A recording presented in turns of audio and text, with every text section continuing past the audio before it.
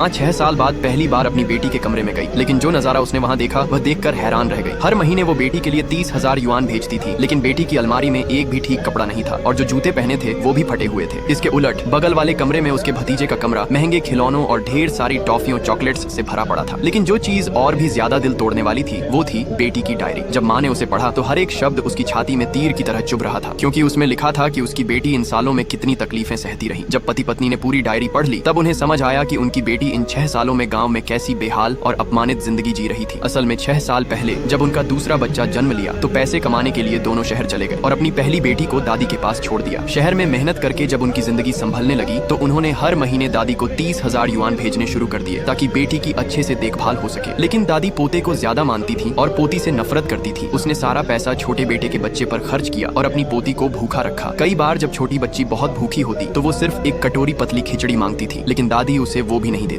एक दिन भूख से बेहाल होकर बच्ची ने दादी का फोन चुपचाप उठाया और माँ पापा को कॉल करके रोते हुए कहा, मुझे यहाँ से ले चलो। लेकिन उसकी बात पूरी होने से पहले ही माँ ने उसे टोक दिया और कहा, फिलहाल कंपनी का काम बहुत जरूरी है, जैसे ही ये खत्म होगा हम तुझे शहर ले आएंगे। इतना कहकर उन्होंने फोन काट दिया। उन्हें क्या पता था कि यही उनकी बेटी से आखिरी बात